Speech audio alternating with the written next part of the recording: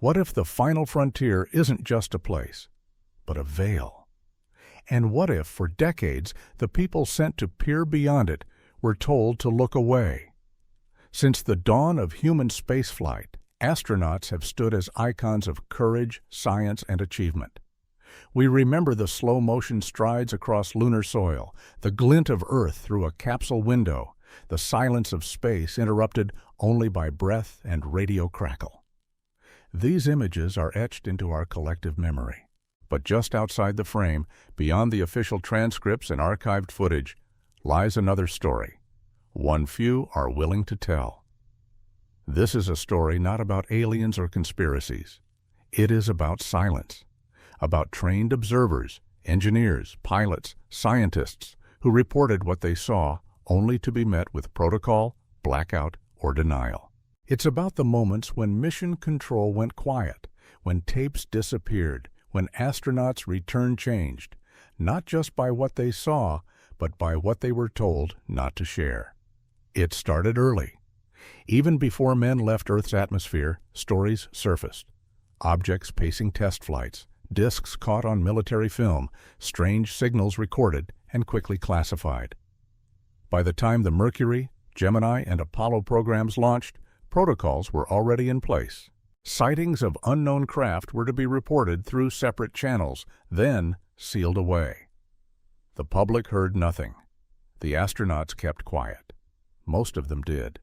But over the years, fragments began to surface. A brief quote in an interview, a photograph missing from a mission archive, a cryptic comment about things not meant for public knowledge. Sometimes it came from those with nothing left to lose.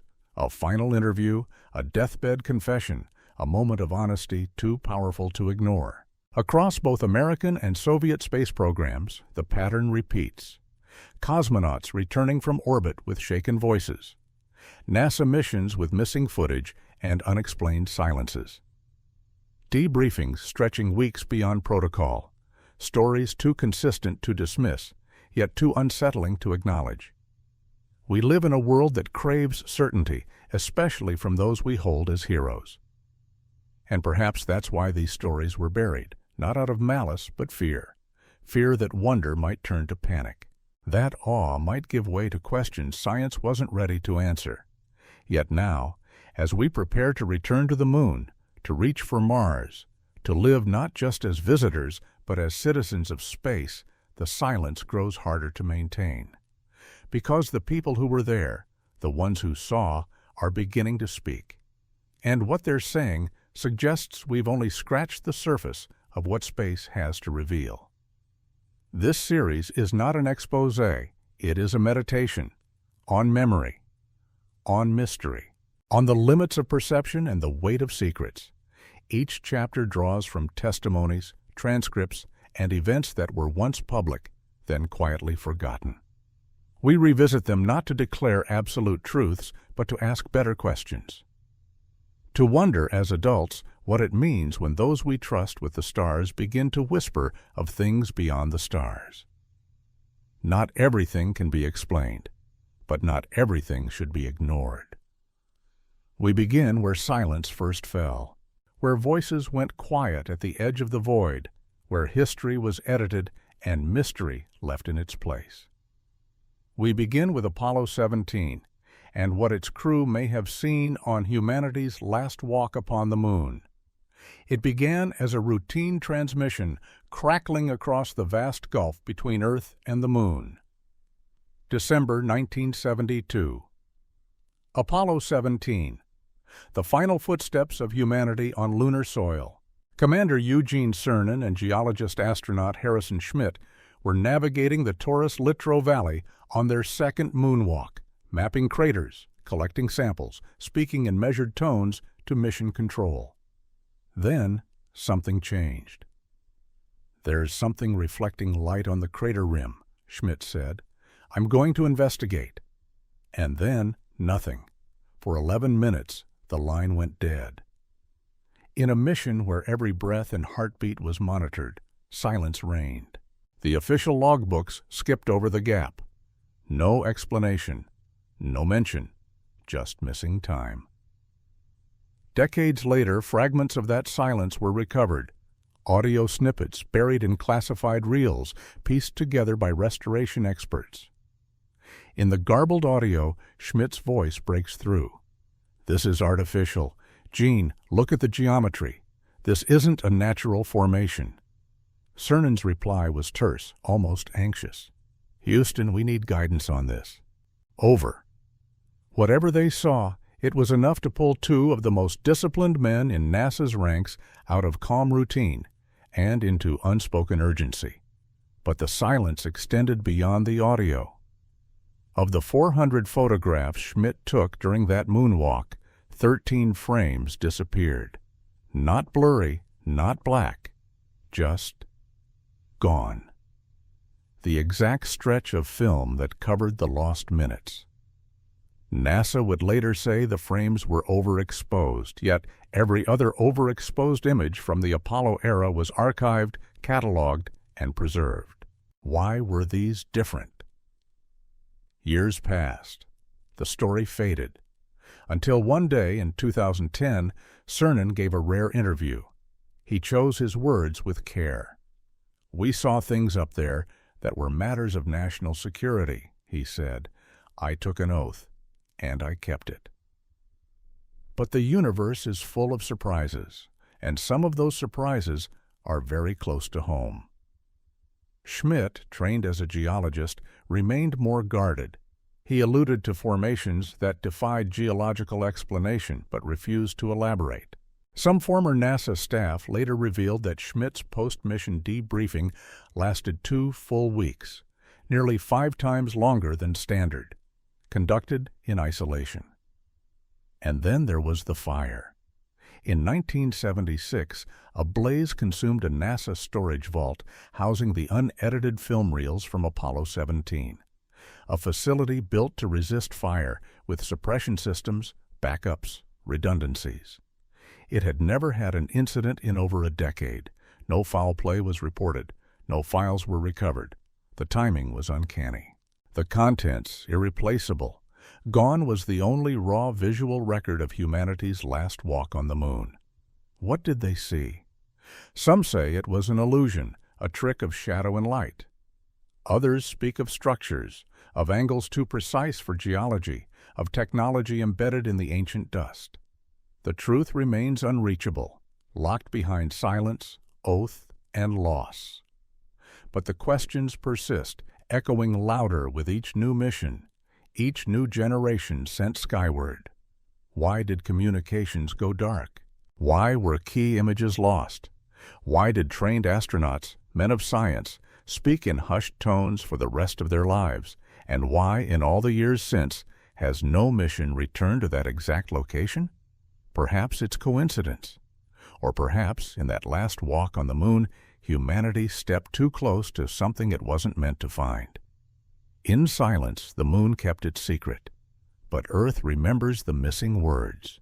Next, we shift from lunar dust to low Earth orbit, where a very different crew saw something even harder to explain. 7 luminous beings trailing a Soviet space station like guardian spirits or watchers. Imagine drifting in the silence of orbit, tethered to a fragile shell of metal and oxygen. Then, without warning, the entire station glows, bathed in orange light, not from the sun, but from something else. July 1984. The Saljut 7 space station.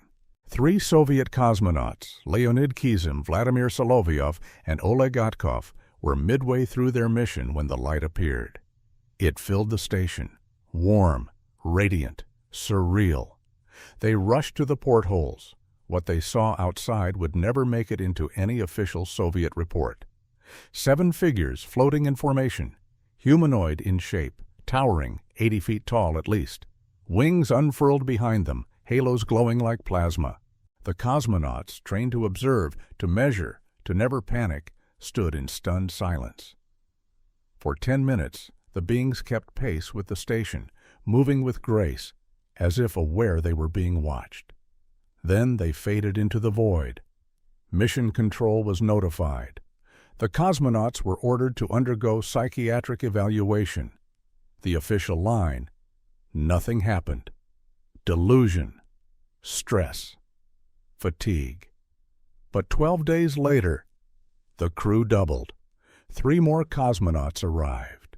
And on their second day aboard, it happened again. All 6 saw them. This time, photographs were taken. Images of immense luminous beings drifting beyond the thin glass of humanity's orbital home. When the mission ended, the photographs vanished into classified archives. The cosmonauts were debriefed for weeks: military, intelligence, psychological. They were warned. Speak of this and you risk everything. But time has a way of loosening tongues. After the fall of the Soviet Union, Vladimir Solovyov finally spoke. "We saw them," he said, "all 6 of us. These were not hallucinations. We were trained observers. And what we witnessed was real, physical, and impossible to explain." Theories were proposed: plasma entities, interdimensional visitors, secret surveillance technologies. None accounted for the size, the behavior, the shared witness. Others spoke in whispers of symbols, that the entities evoked ancient images, angels, guardians, watchers, beings of myth and theology reimagined as radiant presence. The photographs, though still hidden, are said to show shimmering forms, part matter, part energy, whose movement seemed intentional, coordinated. The beings adjusted their positions to remain visible through the station's windows. They did not flee. They revealed themselves. Saljut 7 was not alone. Quiet confirmations have come from other missions, earlier Saljuts, later Mir expeditions. Similar sightings, similar silences. But the Saljut 7 encounter remains the most vivid, the most persistent, the most widely corroborated. What did those cosmonauts see? Perhaps something from within, the human psyche projecting meaning into the vast unknown. Or perhaps something real, intelligent, and ancient, watching from the edges of our ascent into space. Not with menace, but with awareness. In the end, the Soviet response was not to explain, but to bury, to seal the images, to silence the voices. But memory is harder to erase. And now, those once bound by secrecy have begun to speak, timidly, cautiously, as if still afraid of invisible hands. Were they angels, beings of light, or something stranger, glimpsed only when the mind is quiet and the stars align? Next, we return to Earth, years before the space age began, when a future astronaut captured something extraordinary on film, only to have it disappear into a locked drawer in Washington, never to be seen again. The desert was quiet that day in 1957, just wind, dust, and the flat shimmer of heat. Edwards Air Force Base, California. A proving ground for the fastest, strangest aircraft on Earth, but what Gordon Cooper saw descend from the sky wasn't listed in any test log.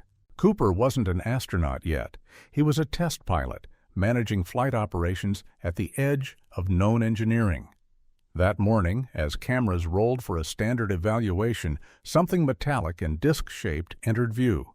No engine noise, no contrails, just a perfect arc downward.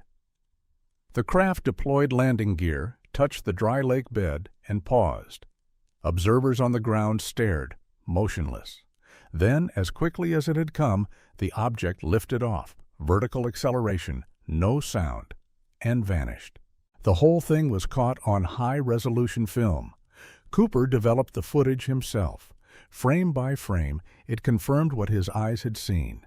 An object unlike anything in U.S. or Soviet inventories. Controlled, deliberate, silent, advanced. He followed protocol. The film was sealed and sent to Washington. He never saw it again. Years later, long after Mercury 7, after orbiting the Earth, after the acclaim, Cooper spoke quietly of that day.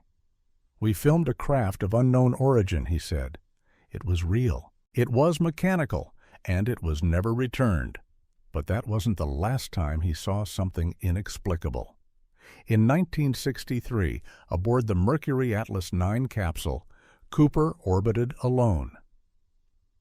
On his final pass over Australia, he reported a green glowing object pacing his spacecraft. It moved with precision, matching his speed, holding formation. Ground radar in Muchia confirmed it. But after splashdown, the transcript was edited, the radar data classified. The Australian team silenced. Cooper, always precise with his words, began to speak in interviews of things we are not ready to admit and truths buried beneath protocol. In his final years, his candor grew sharper. "There are thousands of documents," he said, "radar tracks, pilot reports, physical evidence, but none of it is public. I tried to create a task force at the UN. It was shut down. People aren't ready for what we already know." Cooper's credibility made him dangerous. He wasn't speculating. He had been there, seen it, tracked it, photographed it. He died in 2004, leaving behind a trail of testimony that others would quietly echo. Accounts of unexplainable craft, of reports scrubbed from logs, of debriefings that asked not, "What did you see?" but "How much will you say?" His story wasn't about belief. It was about knowledge withheld. What's more unsettling than seeing something extraordinary? Realizing no one wants it known. Gordon Cooper's silence was never total. He left hints, fragments, and an enduring question. Why would a nation built on exploration bury its most extraordinary discovery? Next, we enter the Gemini era, where another astronaut, James McDivitt, found himself face-to-face with a craft that defied every explanation. A craft that got too close, and then disappeared behind a wall of denial. June 1965. Somewhere above the Earth, Gemini 4 sailed through the silence of orbit. Inside, astronaut James McDivitt floated in his capsule, his eyes trained on the void outside. Then, movement, an object, approaching. Not a star, not a satellite. It had structure, arms or protrusions extending from a cylindrical body. It was close enough for McDivitt to make out its shape, its movement. It wasn't drifting, it was maneuvering. "I have an unidentified object in sight," he radioed. "It appears to be artificial and is maneuvering in proximity to Gemini 4, attempting to photograph." He raised the camera. Click. Then it was gone. The photographs were taken, the event recorded. But what followed was not excitement. It was silence. McDivitt returned to Earth expecting questions. Instead, he found walls. His debriefing was longer than standard. Intelligence officers, not just engineers, were present. When the photographs were released, they showed nothing, just light flares and empty sky. But McDivitt didn't accept that. For the rest of his life, he repeated the same truth. "I know what I saw. I had an excellent view, and it was definitely a manufactured object." He never changed his story. Not once. Over the years, film technicians whispered about the real images, clear frames showing a structured craft, but those photographs never saw daylight. What was made public had been scrubbed, altered, diluted. McDivitt was not prone to exaggeration. He was a pilot, a technician, a calm man of precision. His testimony didn't waver, even when it would have been easier to fall in line. In a 2019 interview, at the age of 90, he was asked again, "Was it real?" He paused, then answered, "It was real. It approached us. NASA has the photographs. And the fact that those photographs have never been properly released tells you everything." Why would NASA hide something so profound? Some say the agency feared panic. Others suggest that secrecy was baked into the mission's protocols from the start. After all, by 1965, the space race had already intersected with military intelligence. Unknown objects were not just curiosities. They were potential threats, or technologies we weren't supposed to understand. But McDivitt's story isn't just about one sighting. It's about integrity, about an astronaut who refused to reshape his experience to fit someone else's comfort. In every photograph we've seen of Gemini 4, there's a sense of wonder, our first long-duration flight, our first spacewalk. But there's also a shadow, a craft that came too close, a truth that came too soon. The stars didn't blink, the sky didn't change. But for McDivitt, something shifted that day, something that never settled. Next, we travel forward half a century to the International Space Station, where a live broadcast was interrupted mid-sentence, triggering a protocol so secret its existence was only confirmed through redacted government files, the Blackout Protocol. The camera floated through the International Space Station, broadcasting in real time. Earth turned silently beneath. Commander Scott Kelly guided viewers through the orbiting laboratory. An ordinary day, a routine transmission, until it wasn't. Kelly paused. He turned to the window, eyes narrowing. Then his voice, measured but sharp. "Houston, we have something in visual range that's not on the manifest. Multiple objects, holding position relative to the station." The feed went dark. What followed was a silence deeper than static. 3 full hours without a single update, without so much as a technical notice. For a platform as visible and monitored as the ISS, it was unprecedented. NASA would later call it a glitch. But those who monitored mission frequencies that day, engineers, hobbyists, researchers, noticed something different. Encrypted channels lit up. NORAD activity surged. And the ISS's external cameras were quietly repositioned away from the window Kelly had been looking through. Leaked internal documents, pried loose through Freedom of Information requests, confirmed what few suspected: the activation of the Blackout Protocol, an emergency procedure known only to a select few, triggered when unidentified objects approach the ISS in a way that suggests intelligence or threat. It mandates immediate shutdown of public feeds, reroutes all communications to military encryption, and initiates a threat assessment involving NASA, Space Command, and allied agencies. According to those with knowledge of the protocol, what Kelly reported was more than a passing anomaly. He described multiple disc-shaped craft, holding formation, reflecting sunlight, moving with purpose. They weren't debris, they weren't natural, they watched. Kelly and his Russian crewmate were instructed to document everything: notes, sketches, verbal reports. Cameras outside the station were remotely operated to record the encounter from multiple angles. That footage remains classified. When Kelly returned to Earth in 2016, his debriefing stretched over 2 weeks, involving not just NASA, but defense and intelligence personnel. His brother, Mark Kelly, also an astronaut and now a U.S. Senator, was reportedly present for parts of those sessions. Publicly, Scott Kelly remains measured. "There are things up there we're still trying to understand," he'll say. But privately, at a closed event in 2018, attendees claim he said something else. "If the public knew what we see, how often we see it, they'd never think of space the same way again." The Blackout Protocol has reportedly been activated at least 7 times since 2010. Each time, sudden feed loss, classified channels, extended debriefings, each time an encounter. Former NASA controller James Oberg has hinted at it cautiously. "Protocols exist for unexpected observations," he once said. "We take them seriously, but the public doesn't know, and perhaps that's the point." What did Kelly see? Why has the footage never been released? Why do the people who speak of these events always speak carefully, elliptically, as if navigating an invisible line?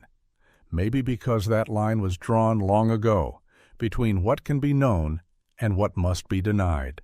Next, we return to the moon, not in silence this time, but in the voice of a man transformed by what he experienced during Apollo 14. A man who came back not just with rocks, but with a warning. Dr. Edgar Mitchell. He left Earth as a scientist, an astronaut, a believer in systems and structures. But he returned as something else, an emissary of a truth too vast for protocols. Dr. Edgar Mitchell, Apollo 14. In 1971, he became the sixth human to walk on the moon. But it was during the return journey in the silent drift between worlds that something in him shifted. A sudden sense of unity, of consciousness interwoven through the cosmos. Not religion, not hallucination. A knowing. He called it the overview effect, but for Mitchell, it went deeper. That experience ignited a lifelong pursuit. To understand the connection between mind, matter, and the mysteries we refuse to name. He left NASA and founded institutes to study consciousness, quantum phenomena, and the unspoken edges of physics. But beneath that work lay a more urgent conviction, one he began to voice with increasing clarity in his final years. "We have been visited," he said plainly, "not just once, not just in theory. The UFO phenomenon is real, and governments have known it for decades." Most dismissed him, an aging astronaut drifting into speculation. But Mitchell was precise. He claimed briefings, witnesses, military contacts who had handled recovered technology. He spoke of Roswell, not as myth, but as confirmed history. He said craft had been recovered, beings too. Most striking were his claims about the Apollo missions. There were things on the moon, he hinted. Surveillance. Objects pacing us. Activities we were told never to speak of. When pressed, he wouldn't name what he saw, but he did say this. Astronauts were warned. Their debriefings included questions not about science, but about sightings, and they were told what could be said and what couldn't. NASA distanced itself quickly. Official statements dismissed his views as personal opinion, but Mitchell didn't waver. In 2015, a year before his death, he gave a private briefing to members of Congress.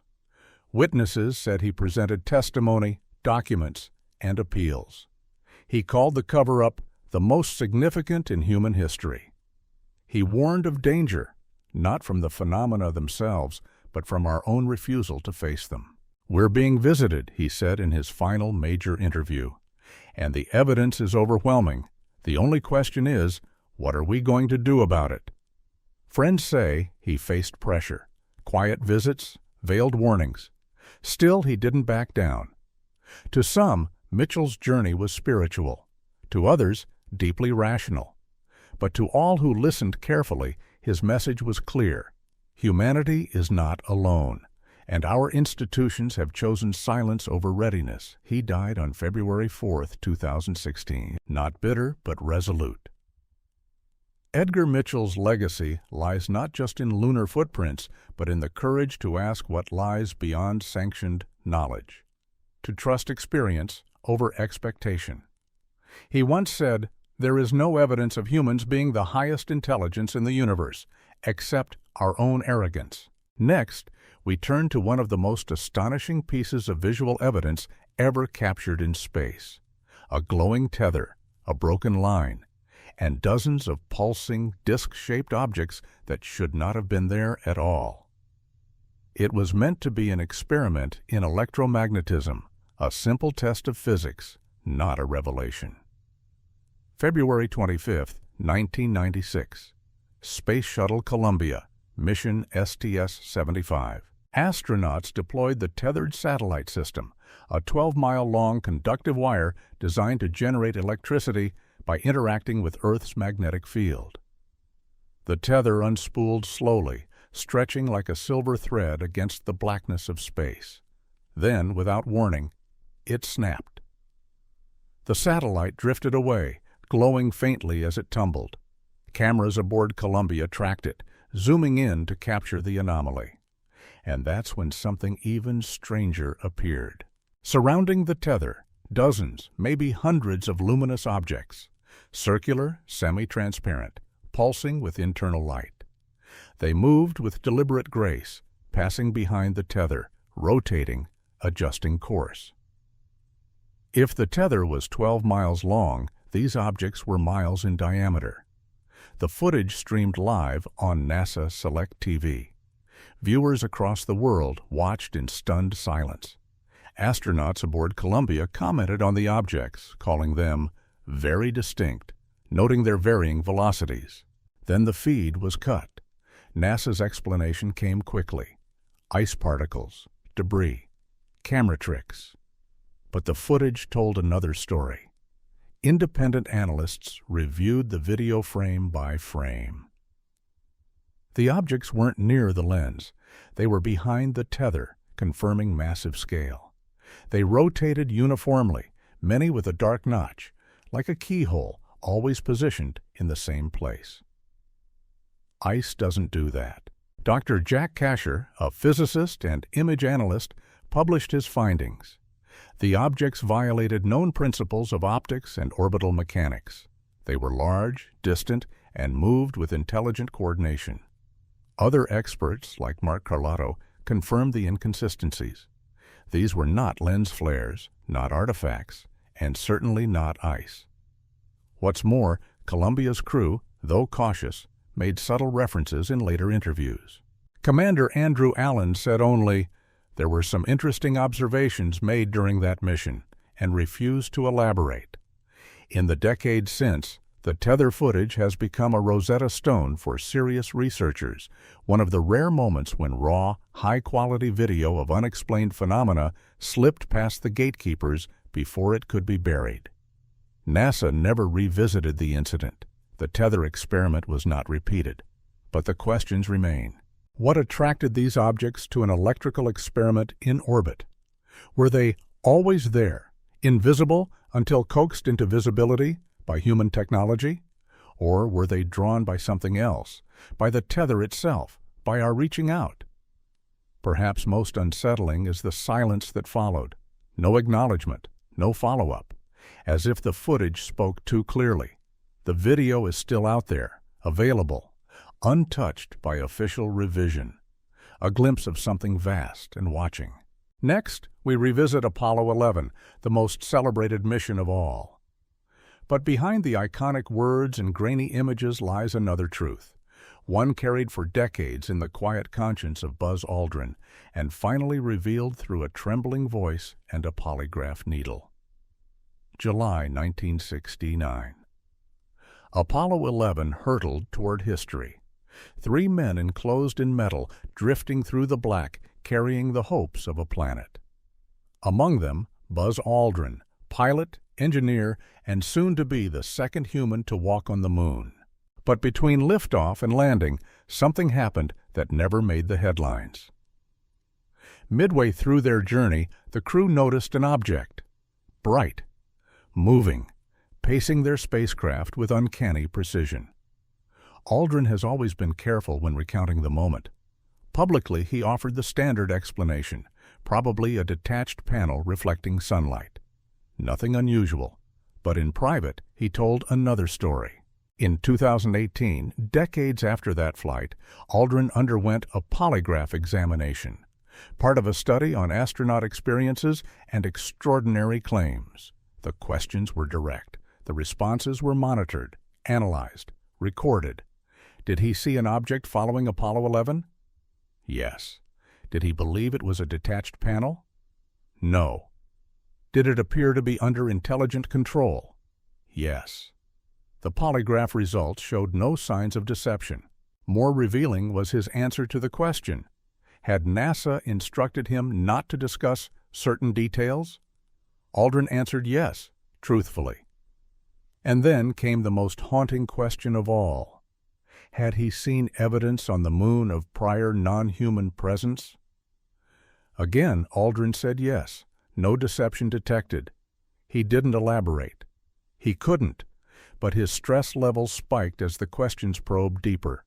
The needle danced, not from dishonesty, but from the weight of memory. The report concluded, subject appears to be truthfully recounting experiences he has been prevented from discussing openly. Aldrin has long dropped breadcrumbs. In a 2014 Reddit session, he wrote, "There are some interesting things I'm not at liberty to discuss in this forum." In interviews, he's hinted at protocols, at images that were handled differently, at debriefings that included very specific instructions about what could and could not be shared. He's not the only one. Alan Bean, another moonwalker, once said, "If we had seen something truly extraordinary up there, would we be allowed to tell you? That's the question you should be asking." Decades of silence. Not denial, but containment. A quiet agreement between government, agency, and astronaut. Aldrin's polygraph doesn't offer answers. It offers something rarer. Honesty. A glimpse into the inner tension of a man sworn to secrecy, aching to speak. A man who walked on another world, carrying not just the flag of a nation, but the burden of an untold story. In a rare moment of near confession, Aldrin once said, "Some things remain private because that's what we were told they had to be." And after 50 years, that doesn't change, because the reasons they were private haven't changed. What did he see? What did they all see? Next, we turn our gaze east toward Russia, where a former Soviet engineer broke his silence in 2019, revealing that these encounters weren't rare, they were routine. And they were documented, hidden in a secret archive known only to those with clearance to know the impossible. It surfaced quietly, like so many truths once buried deep, an old man with a story, a name few outside aerospace circles would recognize. Viktor Afanasyev, former engineer in the Soviet space program, mission control veteran during the height of the Cold War. In 2019, he finally spoke. His claim: for decades, the Soviet Union maintained a classified archive, a hidden trove of reports documenting encounters between cosmonauts and unexplained phenomena. A secret protocol known only to a few. Special event documentation. Whenever something unusual was seen in space, moving lights, unknown craft, strange malfunctions, it was recorded not in mission logs, but in sealed reports, passed directly to intelligence handlers. Not even senior engineers saw the full picture. Only KGB-cleared personnel had access. Afanasyev said he kept copies, dozens of them. He described events with chilling precision. A 1978 Soyuz mission where cosmonaut Vladimir Kovalyonok reported a glowing sphere that approached his capsule, hovered, then accelerated away with impossible speed. The object matched their velocity, then simply vanished. In 1982, another encounter. A disc-shaped craft approached a Soviet space station and interfered with onboard computers. Guidance systems failed, then restored themselves the moment the object departed. Most striking were the spacewalk incidents. In one, a cosmonaut outside the Mir station saw something emerge from Earth's shadow. Not a flash, not a glint. An object, solid, structured. It passed close enough that he could see surface details, ports, lights, perhaps even windows. He was recalled inside immediately. The incident was never acknowledged. The cosmonaut was quietly reassigned. Afanasyev claimed that after the Soviet Union collapsed, the archive was fragmented. Some records went to Roscosmos, others to Russian intelligence, and many were destroyed. But he held on to some. Though the documents were never publicly verified, Afanasyev's testimony was bolstered by others. Marina Popovich, a decorated Soviet pilot and engineer, once confirmed that cosmonauts were forbidden to speak about such sightings. Georgy Grechko, another veteran, gave a cryptic interview in 2008. "Not everything we saw in space made it into the reports," he said. "There were rules. They came from very high up." It was a pattern that echoed the West. A mirror of NASA's own silence. Different governments, same omissions. Afanasyev was clear. These were not isolated incidents. They were frequent, systematic, and always hidden. Why? Perhaps to protect fragile geopolitics. Perhaps to conceal what could not be explained or controlled. He was asked once, "Did these objects show hostility?" "No," he replied, "but they showed interest. They observed, they interacted with our technology. And they always left before we could understand." His accounts weren't speculative. They were operational, specific, names, dates, flight numbers. Engineers and scientists confirmed gaps in mission logs that aligned with his stories. And always the same uneasy conclusion. The Soviets knew. And if they knew, it's almost certain the Americans did too. What does it mean when two rival superpowers, locked in competition over every inch of space, choose silence over revelation? Next, we arrive at the present. March 2022, the longest communications blackout in the history of the International Space Station. What triggered it remains classified.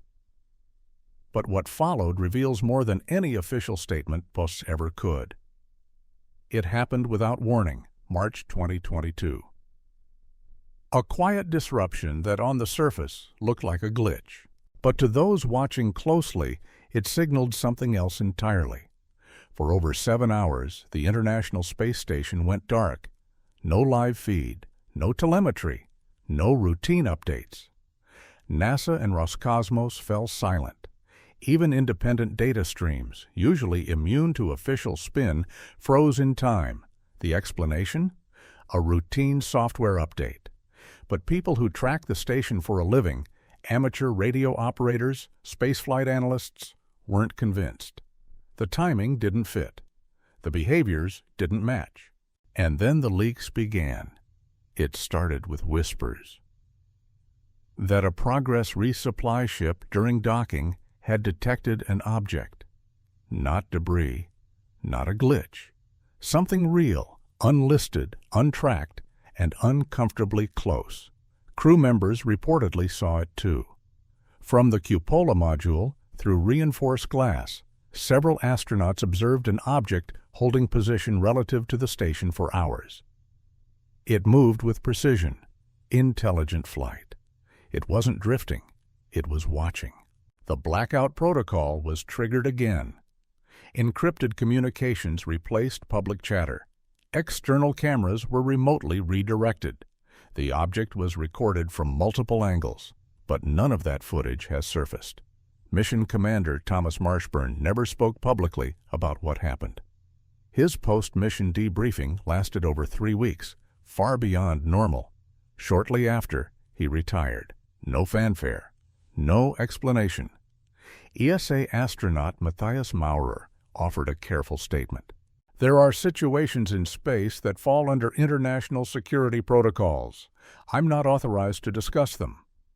What raised eyebrows further was the cooperation between agencies. In March 2022, tensions between the U.S. and Russia were peaking. Conflict in Ukraine had soured almost every diplomatic channel. Yet during this blackout, NASA and Roscosmos worked in lockstep. Communications were seamless. Joint security measures executed flawlessly. It was as if for a moment the rules changed. Satellite trackers noted something else. Encrypted bursts on military frequencies typically used by U.S. Space Command and Russian Space Forces. Not routine, not scheduled. Then astronauts were rotated off the station early. Their replacements underwent training that reportedly included non-standard observation response.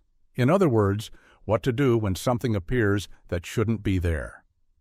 In August 2022, 5 months later, NASA quietly updated its communication protocols.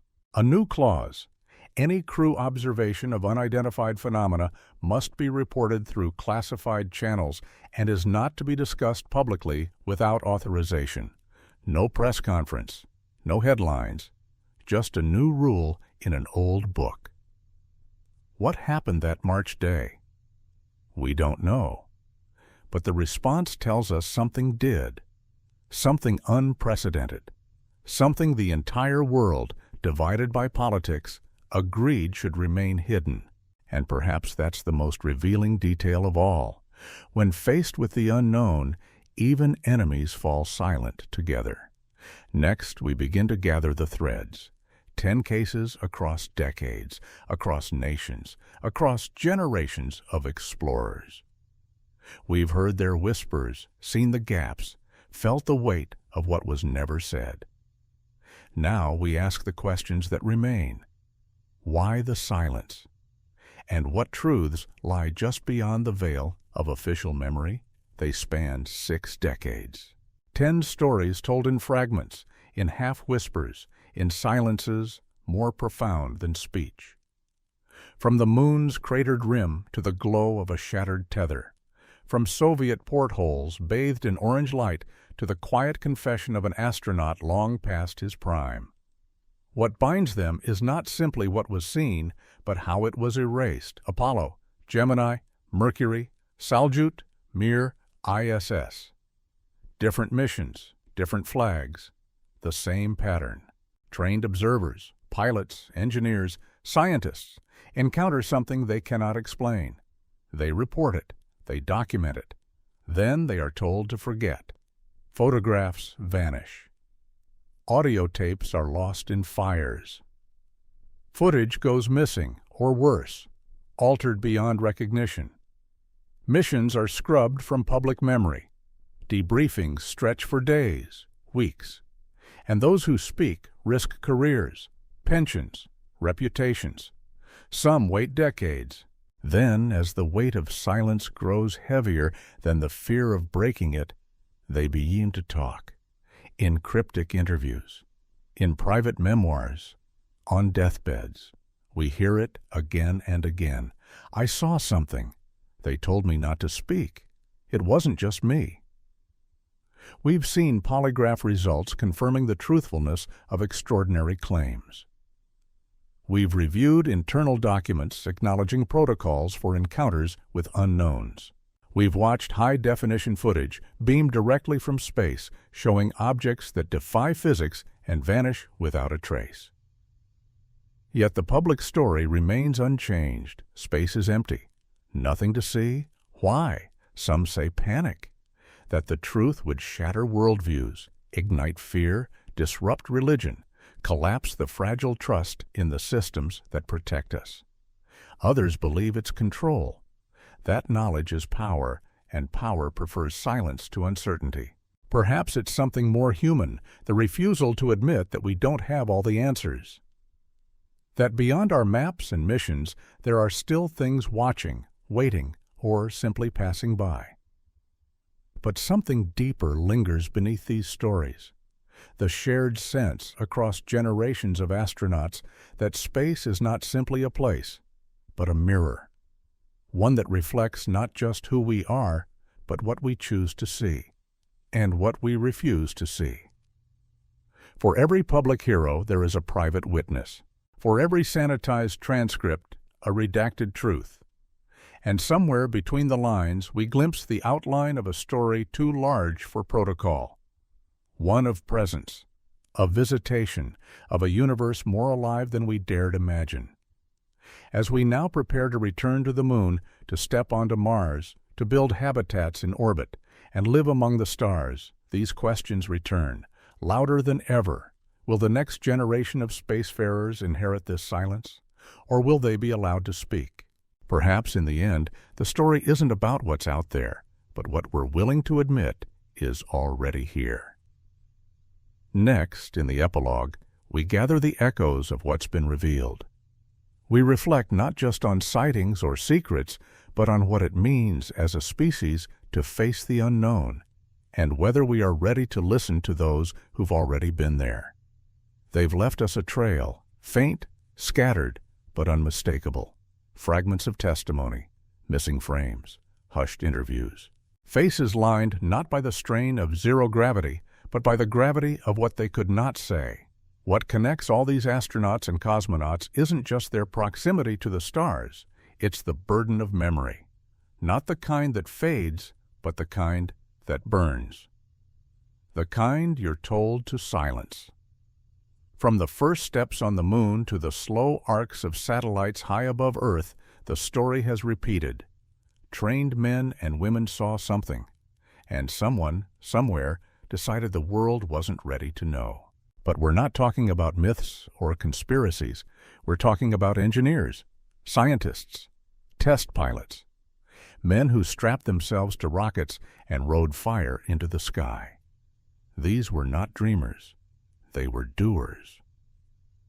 And yet they returned with dreams too vast for the margins of mission reports.